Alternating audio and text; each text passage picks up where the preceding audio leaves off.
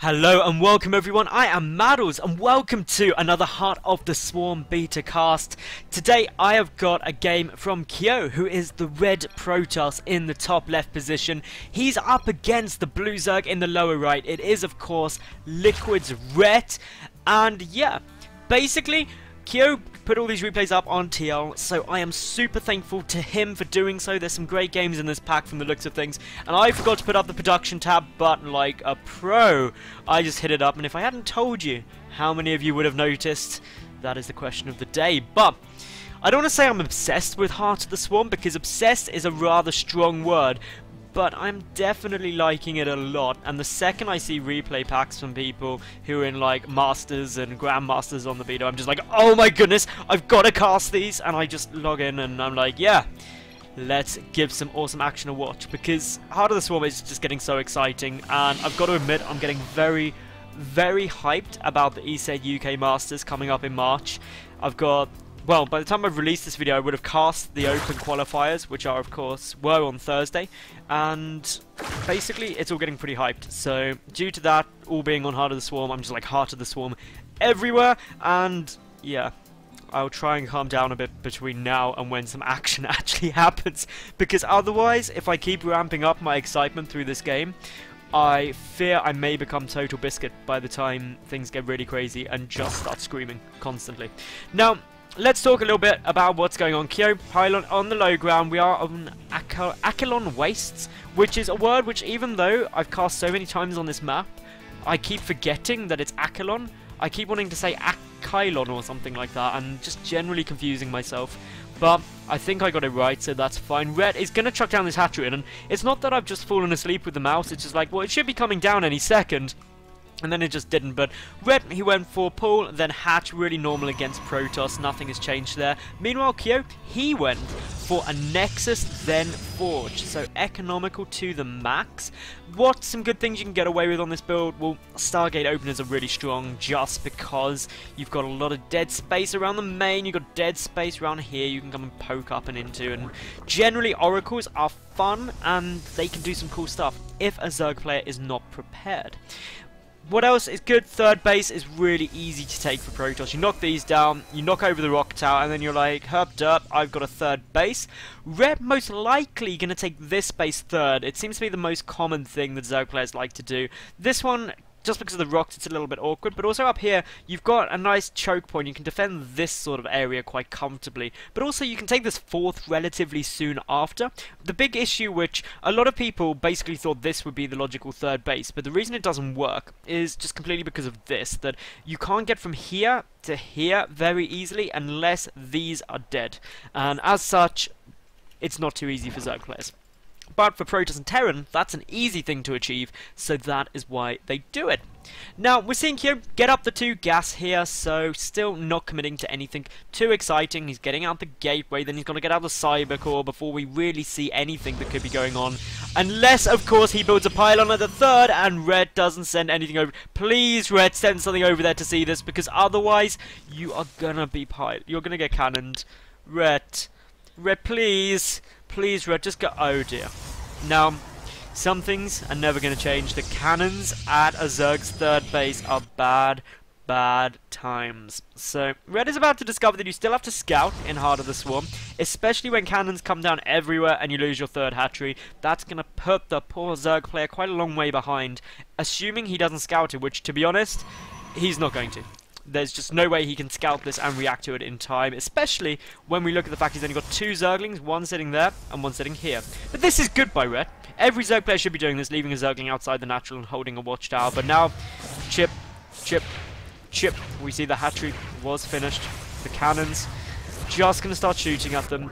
And Red is just like, oh, gonna come and take this base though. So it's going to be okay. Everything will come back. Nothing's to the matter. The cyber core has finished. So Red, you need to find out what your opponent's going to be doing once you've dealt with this. 3 cannons are going to take down that Nexus. That is very frustrating and is going to hurt Red's production. So are we going to see a Stargate? Are we going to see a robotics facility? This probe is about to build something and it's going to be a Stargate. And that makes me happy, generally because of the fact that I said earlier on, a Stargate opening is really good on this map. And then when a player does indeed go and get a Stargate, you can be like, yeah, I saw that coming. And that makes you feel smart as a caster, which is always nice, because otherwise people question if you're just slightly insane, which is a normal day-to-day occurrence for me, but none the matter. Now, Stargate should be an Oracle out of it. That is generally what you're going to see. May just go full-on Sky Toss, get out some Tempest, get out some Carriers, generally make everything that he could want in the air, some Void Rays as well, because why not? It's really strong, actually, if you can get it up. It just takes a while to get that up, and it can be a little bit difficult to defend certain pushes before then. But ooh, we're not going to see Oracles, we're going to see Phoenix. Phoenix harassment has always been good, so I don't see any reason against this, to be honest. There's no evolution chamber. As I say, there's no evolution chamber, I realise there is an evolution chamber, I just didn't see one building, and that's because it came down a little bit earlier than I was sort of expecting it. So evolution chamber is indeed is down, so spore coolers can come out. We do have the +1 missile attack as well being researched. So does that mean that it's going to be Roach Hydra? It is very possible that it could be Roach Hydra, which would be a good composition against this, of course. There comes down the Hydra Den as well. The only thing missing is, of course, the Roach Warren, which is just getting built. So currently, I am at 100% prediction rate this game so far.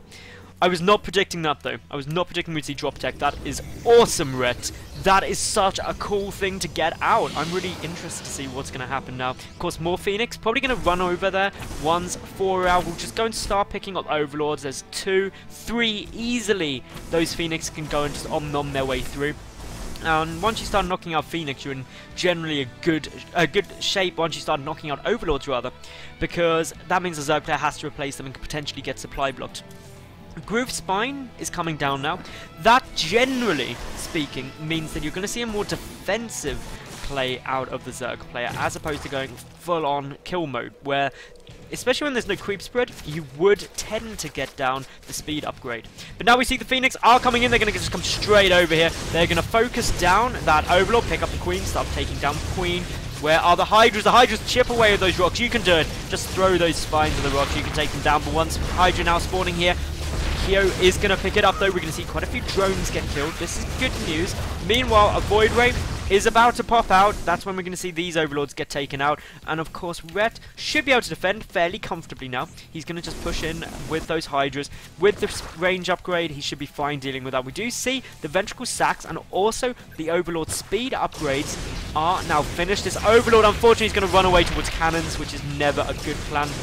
More Overlords just going down everywhere at the moment. These rocks getting taken out, so Kyo is going to be able to take his third base. The Phoenix still just poking around. One did unfortunately die there. But I'd say all in all, this has been fairly good.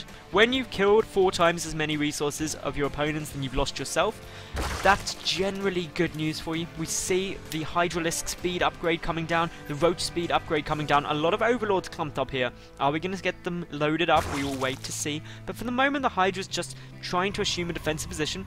Yet another Overlord getting taken out. The Void Rays are starting to climb in number. There's 2 out. A third trying to get produced, but there are not enough pylons, which is never ever going to allow you to get your Void Ray numbers out in a sizable force in a quick time. So, where are we right now? Kyo is behind in the supply count.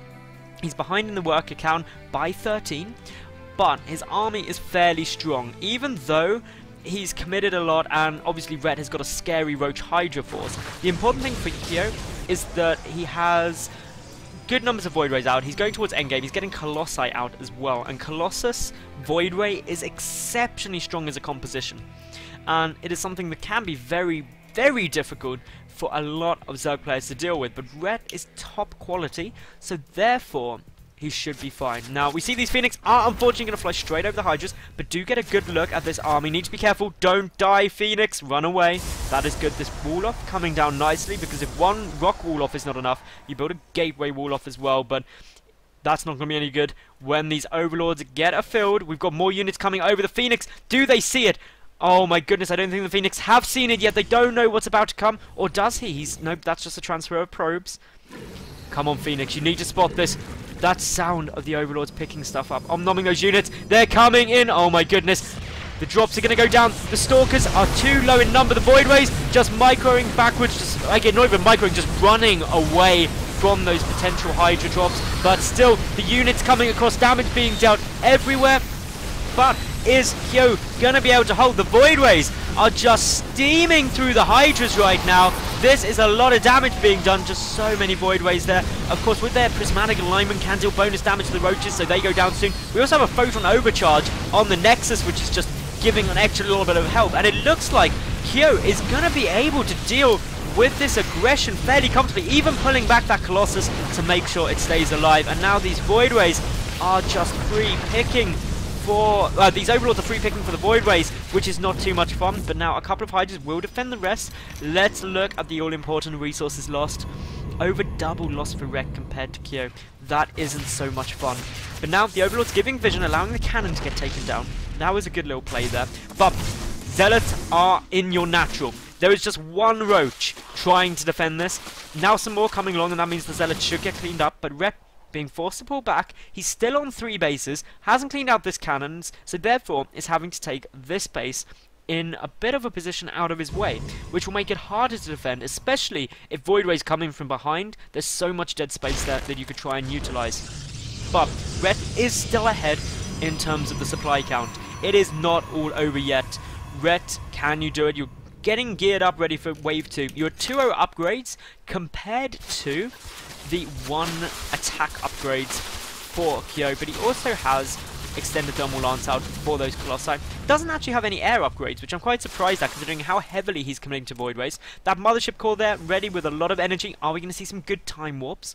Are we going to see some more photon overcharge? We will wait to see. This Queen, unfortunately, is likely to die now. Just with 5 health. One more hit. Will it survive? Oh, the Queen, he turned. If only you hadn't turned back, but Rep putting all of his units back, which is just buying Kyo time. And if you've got time, then guess what? You can get more units out. You're going to be in a better spot to defend. 2 more Stargates are on their way. This is a transition into mass air. Gonna be seeing probably some Tempers come out, maybe some carriers, who knows. But Red, he's not gonna wait to find out. He is gonna load up all of those units. He's gonna start running in. He's running the Roaches and Hydras up the farm while dropping with the Overlords. The units pulling back. The Void Ray count is looking pretty high. The Colossus count is also very high. So as a result, will this go down well? Well, obviously all of the Colossi do get surrounded. 1 falls. 2 is getting focused down. 3 trying to run away. Does survive for the time being. The Void Rays try and clean out everything, but just so many Hydras at the moment. Kyo down to just 80 supply to the 170 of Red. This push is looking a lot more effective than the previous one. And as such, I actually think the Kyo could be in problems. There's too many Hydras there for that 1 Void Ray to deal with. 1 Stargate got unpowered. We've got more units streaming across the map for the Zerg player. Down goes the Cybercore. And to be honest, ladies and gentlemen, I think this is going to be it. I don't think there is anything Kyo can do right now. Not even the Photon Overcharge. Nexus is able to do it. And with that falling, Kyo GG's out. So, that was game... Well, that was just the best of 1, so I hope you did enjoy it. Thank you very much for watching. Remember, like the video, leave a cool comment, and of course, subscribe. I will see you all tomorrow for yet another new game. Thank you very much for watching, and bye for now.